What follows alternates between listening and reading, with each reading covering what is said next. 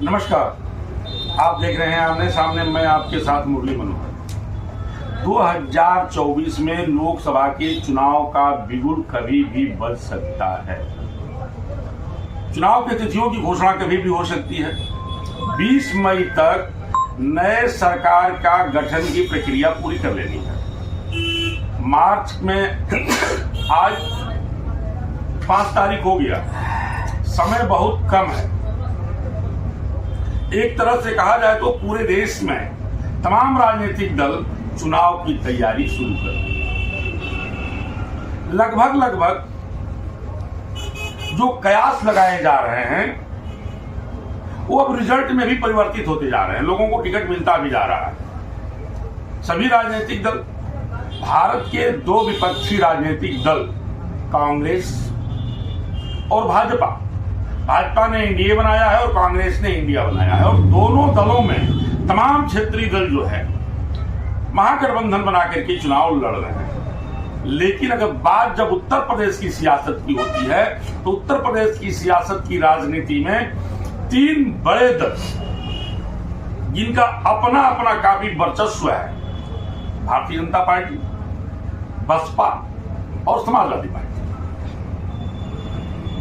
ये तीनों दल बड़े दल हैं और उत्तर प्रदेश की सियासत में खेल बनाने और बिगाड़ने में इनकी बड़ी भूमिका होती है। इसी क्रम में जब नेशनल कवरेज की टीम 70 घोषित लोकसभा का सर्वे शुरू किया, जीरो ग्राउंड से जब सर्वे शुरू किया गया, हम आपकी जानकारी के लिए बता दें कि 70 घोषित लोकसभा में बलिया जनपद का रसना विधानसभा, मऊ जनपद का मधुबन, घोसी, मऊ सदर और मोहम्मदाबाद विधानसभा आता है। और इन सभी विधानसभाओं में जब सर्वे किया गया, कुछ नामों को लेकर यह सर्वे किया गया जिसका मैं अभी तुरंत खुलासा करूंगा। मऊ सदर के वजीर आलम जनाब अरशद जमाल साहब को, जो बसपा के टिकट पर चेयरमैन का चुनाव लड़े और ऐतिहासिक जीत भी दर्ज किया, लगभग 40,000 से ऊपर मतों से चुनाव जीत गए थे। एक नाम उनका रखा गया। दूसरा नाम भारतीय जनता पार्टी के सहयोगी दल ओम प्रकाश राजभर के लड़के अरविंद राजभर का रखा गया। और तीसरा नाम समाजवादी पार्टी के राजीव राय का रखा। जो उभर करके सर्वे आया, सबसे आगे वर्तमान में सर्वे का जो आधार बिंदु रखा गया वो विकास रखा गया, बाहरी रखा गया और व्यक्तित्व रखा गया। घोसी की जनता ने पहली बार खुल करके बोला कि हम इस बार स्थानीय लोगों को अपना सांसद बनाना चाहते हैं। संकेत साफ है कि अगर बसपा ने अरशद जमाल साहब को टिकट दे दिया तो अरशद जमाल साहब जो चेयरमैन हैं वो स्थानीय हैं, मऊ के रहने वाले हैं, घोसी लोकसभा के रहने वाले हैं। अरविंद राजभर जी बाहरी, राय साहब भी बाहरी हैं। तो जनता ने खुल करके इस बार कहा है कि इस बार हमें स्थानीय लोग चाहिए। जनता का जो दूसरा पैटर्न था वो विकास का था। कहा कि बाहरी लोग आते हैं, लड़ते हैं, जीतते हैं, चले जाते हैं और विकास का कोई एक ईंट भी नहीं रखते हैं। चेयरमैन साहब जाबार भी चेयरमैन हुए हैं, अपने नगर पालिका क्षेत्र में काफी विकास किया है। जब चेयरमैन बनते हैं जनता की उम्मीद जग जाती है कि चेयरमैन साहब जगे हैं, जीते हैं तो निश्चित तौर पे मऊ नगर पालिका का विकास होगा, और होता भी है। रातों दिन नगर पालिका के लिए विकास करते हैं। व्यक्तित्व के सवाल पर भी लोगों ने कहा कि अरशद जमाल साहब मिलते हैं, मिलनसार स्वभाव के हैं। जब भी आप उनसे मिलना चाहेंगे वो आपसे मिल लेंगे और इजी हैं। अगर वो सांसद बनते हैं तो निश्चित तौर पे घोसी का विकास होगा। मऊ का आवाज भी दिल्ली के सदन में उठेगा, घोसी लोकसभा का आवाज भी दिल्ली में उठेगा। तो 70% लोग चाहते हैं कि इस बार स्थानीय व्यक्ति ही मऊ का सांसद बने। संकेत मेरा साफ है। तो आइए अब हम बातचीत करते हैं इस जिला के वजीर आलम जो नगर पालिका परिषद के वजीर आलम हैं, जो तीसरी बार जो है चेयरमैन बने हैं, अरशद जमाल साहब जी मेरे साथ जुड़ चुके हैं। आइए हम सर्वे पे चर्चा करेंगे, लोकसभा के टिकट को लेकर के चर्चा करेंगे, लड़ाई को लेकर के चर्चा करेंगे, तमाम बिंदुओं पे चर्चा करेंगे। तो चेयरमैन साहब आपका नेशनल कवरेज में बहुत बहुत स्वागत। नेशनल कवरेज ने एक सर्वे कराया है जिसमें स्थानीय लोगों को महत्व दिया गया है 70%, और संकेत भी बहुत साफ है जो लोग आपकी तरफ देख रहे हैं। आपका क्या कहना है? नहीं, मैं आपका इंट्रो सुन रहा था अभी, जो आप बातचीत से पहले जो इंट्रो आप दे रहे थे जी, मुझे आपका इंट्रो ही सही नहीं लग रहा है। उसका कारण क्या है कि तुम कैंडिडेट कहीं के फाइनल ही नहीं, तो आप फाइनल रिजल्ट कैसे दे सकते? जी नहीं, मैं फाइनल रिजल्ट नहीं दे रहा हूँ। मैंने कहा कि मैंने 3 लोगों का नाम लिया। मैं संभावित प्रत्याशी, मैं प्रत्याशी हूँ ना, जिन लोगों का मैं किसी प्रत्याशी की बात नहीं कर रहा हूँ, मैं 3 प्रत्याशी की बात कर रहा हूँ। मैंने संभावित 3 प्रत्याशियों को लेकर के चुनाव की पहले का। क्यों आप 3 का लेंगे? आपको मालूम है कि तीनों आगे प्रत्याशी हो रहे हैं। नहीं, मैं मान नहीं रहा, किसी क्लियर संभावित प्रत्याशियों की बात मैंने की। संभावनाओं पे कोई बात नहीं न कही जा सकती। मैं मुझसे क्या आप जानना चाहते हैं? आप बताइए, मुझसे क्या पूछना चाहते हैं? मैं ये जानना चाहता हूँ कि अगर आपको बसपा टिकट देती है, जैसा कि चर्चा है, संभावनाएं हैं, राजनीति में संभावनाओं को नकारा नहीं जा सकता है। बसपा ने आपको आप पर विश्वास जताया, आप चेयरमैन हो गए। अगर जनता ने आपको टिकट, अगर बसपा ने आपको टिकट दिया तो आप इस लड़ाई को कैसे लड़ेंगे? इस बार जनता ने क्या बंद बनाया है, लेकिन मैं इतना जरूर जानता हूं कि कोसी लोकसभा की जनता समझदार है और जो भी फैसला लेगी वो सोच समझ कर लेगी।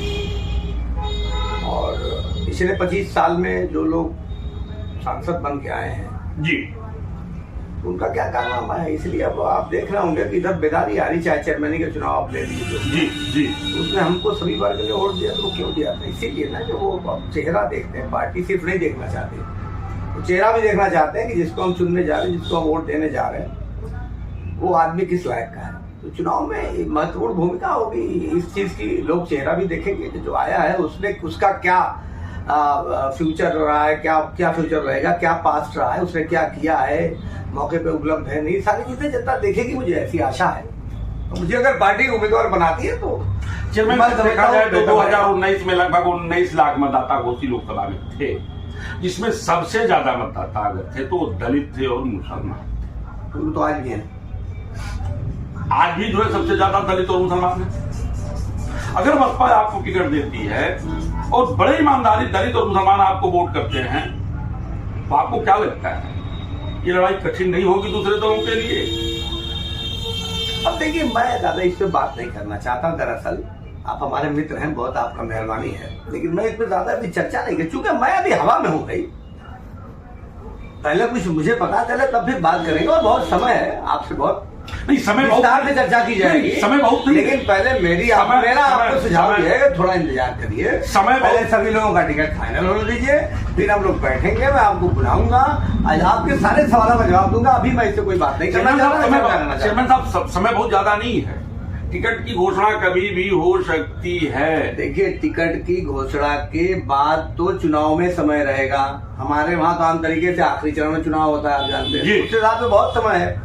लेकिन मेरा कहने का मतलब ये है कि जब तक पार्टियों द्वारा अपने उम्मीदवार न तय कर दिए जाएं, और अगर मेरी पार्टी ने मुझे उम्मीदवार तय कर दिया तो आप आइएगा, बिल्कुल खुल के बात होगी और आपके हर प्रश्न का जवाब हम देंगे। कोई घबराहट नहीं, मैं सवालों से कभी घबराता नहीं, लेकिन मुझे लगता है कि अभी मेरा ज्यादा कुछ बोलना कोई मतलब नहीं रखता। अभी मैं 3 में न 13 में, मैं क्यों अभी मैं बड़ी बड़ी बात करने लगूं? यानी आप एकदम बचना चाहते हैं, एकदम सेफ निकलना चाहते हैं। आप मुझे बताइए ना कि मैं अभी कुछ हुई नहीं तो मैं क्या अगर मगर कोई जवाब दूं? आप हैं, या आप बसपा के बड़े नेता हैं, बसपा के बड़े चेहरा हैं, बसपा ने आपको चेयरमैन बनाया है, ये माना भी जा रहा है कि बसपा आपको लोकसभा का टिकट दे सकती है। देखिए, मैं बसपा का बहुत एक मामूली कार्यकर्ता हूं और बहुत नौजायदा हूं, अभी नया बसपा में आया हूं। मेरी जिंदगी तो समाजवादी पार्टी के साथ गुजरी, लेकिन ऐसी परिस्थितियां बनी कि मुझे दर बदलना पड़ा अपने राजनीतिक अस्तित्व को बचाने के लिए। लेकिन बहन जी ने मुझे 1 घंटे के अंदर बुला के टिकट दिया और मैं बड़ी उससे जीता, उनके सारे मतदाताओं ने बड़ी संख्या में वोट दिया। सुनिए जी, वोट दिया, तो अब इतना जल्दी मैं कोई और बड़ा वो दावा करो ये ठीक नहीं है, लेकिन बहन जी तो बहुत बड़े दिल की है ना, उनके फैसले बड़े सटीक हुआ करते हैं। उनका क्या जिस तरह से बहन जी ने 1 घंटे के अंदर आपको बसपा का बड़ा नाम बता दिया, बड़ा फेम बता दिया आपको। मैं छोटा कार्यकर्ता हूँ भैया, ये तो आप मानते हैं कि मैं बसपा का छोटा कार्यकर्ता, मैं कार्यकर्ता ही बन के रहना भी चाहता हूँ, लेकिन बसपा ने तो आपको सीधे जो है चेयरमैनी का चुनाव लड़ाया और बसपा के मतदाताओं ने बड़ी ईमानदारी से आपके साथ मतदान किए, उनके कार्यकर्ता बड़ी ईमानदारी के साथ आपके साथ लगे। उसके अलावा सभी वर्ग ने वोट दिया, सभी वर्ग के लोगों ने वोट दिया, इसको मैं भी मानता हूं, इसलिए यह ऐतिहासिक जीत हुआ। लोग बसपा के दलगत भावनाओं से ऊपर उठ करके भी लोगों ने आपको वोट किया। तो आपको नहीं लगता कि बसपा के लोग दलगत भावनाएं भूल जाएंगी? मेरे पूरे जीवन का इतिहास देख लीजिए, कभी मैंने धर्म आधारित या जाति आधारित कभी राजनीति की ही नहीं है, लेकिन हमेशा मैं हितैषी रहा हूँ। जो लोग भी इस समाज में बहुत पिछली कतार में खड़े हैं, वो अगली कतार में कैसे हैं इसके लिए मैं हमेशा चिंतित रहा। लेकिन और उसमें कोई वर्ग या जाति नहीं है, लेकिन मेरा कहना है कि जो भी पिछली कतार में है उनको आगे आना चाहिए, उनको उनका अधिकार मिलना चाहिए, वो किसी भी धर्म का हो, किसी भी जाति का हो। लेकिन भी चेयरमैन साहब आपको तो विवादों में भी ला दिया जाता है। देखिए जो करेगा, मेरा की कहना है कि जो करेगा उस पर चर्चा होगी, उसी पे वाद होगा, उसी पे विवाद होगा। जो नहीं करेगा, आप करेंगे तो 10 है, न करेंगे तो 1 है। अगर आपको बसपा टिकट से क्या घबरा, अगर आपको बसपा टिकट देती है तो आप चुनाव लड़ेंगे, ये तय है। आपने आवेदन किया है, आपने कहा कि मैंने आवेदन किया है। मैंने आवेदन किया है, और एक बात मैंने आपको बता दी कि मैं, अगर मेरी पार्टी मेरे ऊपर विश्वास जताती है तो मैं उनके उम्मीदों पर खरा उतरने का प्रयास करूंगा। लेकिन और क्या करेंगे इस सिलसिले में, जब टिकट फाइनल होगा तब हम चर्चा करेंगे, अभी नहीं करेंगे। तो आमने सामने में आपने देखा मऊ नगर पालिका परिषद के वर्तमान चेयरमैन और बसपा से घोसी लोकसभा से टिकट के प्रबल दावेदार अरशद जमाल साहब ने स्पष्ट कुछ भी कहने से मना कर दिया। कहा कि सिर्फ मैंने आवेदन किया है और अगर बसपा ने मेरे ऊपर विश्वास जताया तो मैं जनता की भावनाओं पर खरा उतरने का हर संभव प्रयास करूंगा। यानी कहीं न कहीं आपने जो है यह संकेत दे दिया है कि जिस तरह से मऊ नगर पालिका परिषद का मैंने विकास किया है, मैं घोसी लोकसभा का भी विकास करूंगा।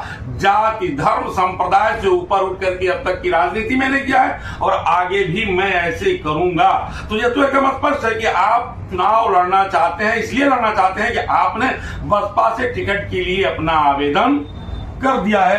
फैसला जो है सुप्रीमो मायावती को करना है कि क्या अरशद जमाल साहब पर एक बार फिर घोसी लोकसभा में विश्वास जताती हैं या नहीं। यह भी सारी तस्वीरें हमको लगता है कि 24, 48, 56 या अधिकतम 3 दिन के अंदर साफ हो जाएंगे और सारे दल अपने अपने उम्मीदवारों को चुनाव मैदान में उतार देंगे। मुरली मनोहर के साथ प्रिंस की खास रिपोर्ट आप बने रहिए मेरे साथ और देखते रहिए नेशनल कवरेज का आर और पार।